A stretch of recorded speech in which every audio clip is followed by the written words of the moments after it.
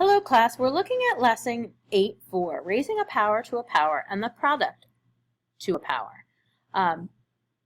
As with all lessons, please watch the video, take notes, complete the post-video check, practice, ask questions, and remember you can watch this video more than once.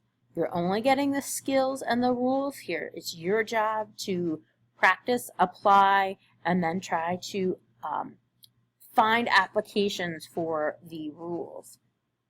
All right, we are now looking at raising a power to a power. So the rule is for every non-zero number a and the integers m and n, a to the m quantity n is equal to a to the m times n. Remember, our last rule had us adding those exponents. Now we're multiplying.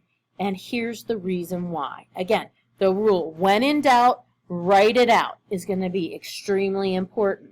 Let's look at what we have here in our first example. We have 5 to the 4th quantity squared. What does that mean? That means we have 2 of the 5 to the 4th, right? Well, how many 5s do we have? We have 4 here and 4 here for a grand total of 8. So even if you didn't know the rule for multiplying a power to a power, you could, through your previous skills, write it out and come up with the rule on your own, okay?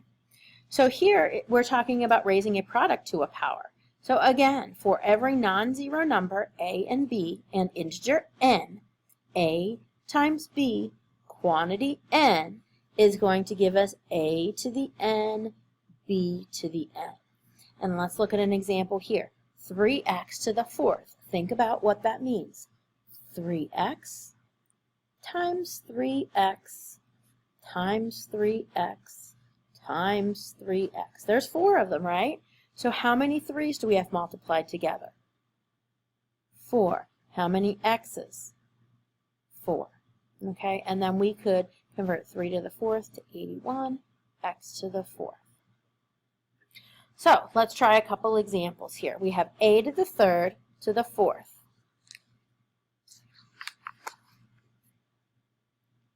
Which means a to the 3rd times a to the 3rd times a to the 3rd times a to the 3rd. How many a's do we have? We have 12. You can also use the rule where we multiply. Again, when in doubt, write it out. Now, it's a little bit more complicated when not everything isn't taken to the same power, okay? So a couple of different approaches to this problem. First of all, only the b to the 3rd is taken to the -2 power.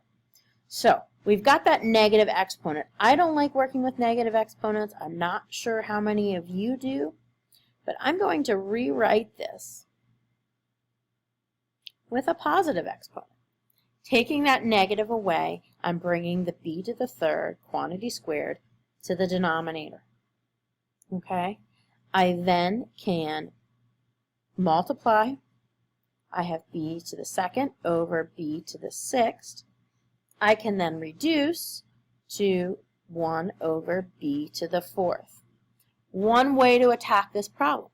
Let's think about another way. B to the 2nd times, if we multiply our exponents here, we're going to get b to the -6th.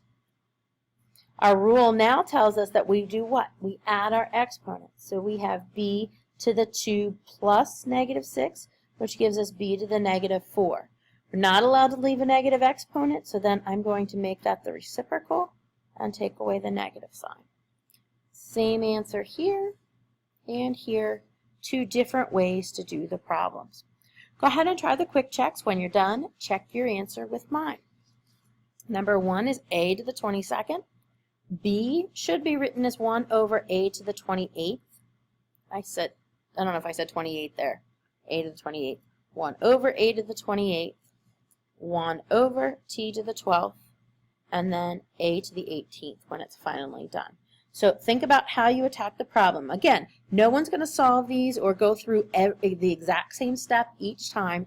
Just got to go with what your gut tells you to do, and when in doubt, write it out.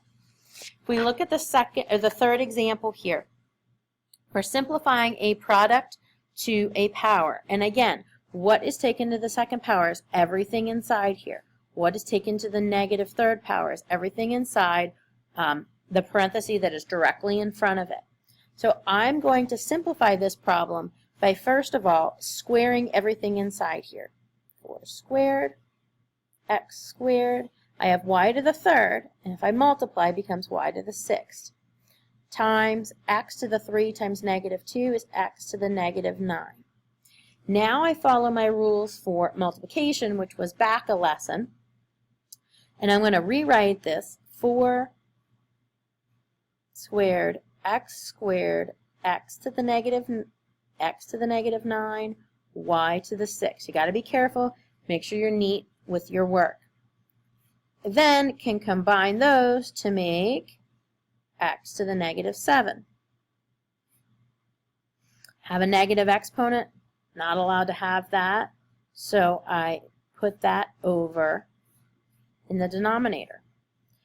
Now I'm good. One thing you could do is make that 16y to the 6th over x to the 7th. You're now completely simplified. Okay, my general rule is if this number right here is going to be anything under 1,000, you can write the number out. If it's bigger than that, just leave it in exponential form.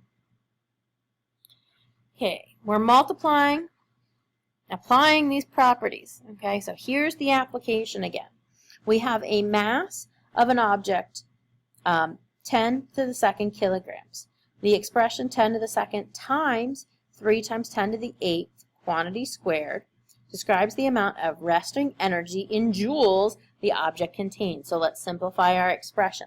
So we have 10 to the second times 3 times 10 to the 8th quantity squared. All right, let's square this. That means 3 squared. 10 to the 8th squared becomes 10 to the 16th. And we still have times 10 to the second.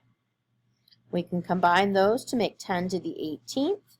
3 squared is 9, so it's 9 times 10 to the 18th joules. When you're ready, go ahead and try the quick checks and check your work. We've got 16z to the 4th, 1 over 16g to the 10th, 864, a to the 18th, b to the 6th. And then over here we have 6 to the 3rd times 5 squared times n to the 3rd over m to the 3rd.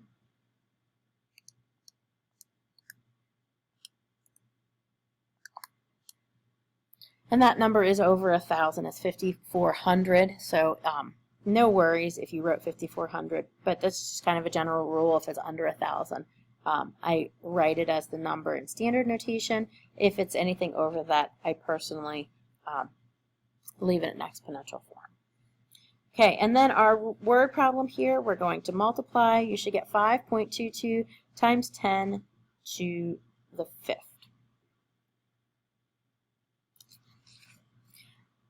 If you have any questions, please send me an email.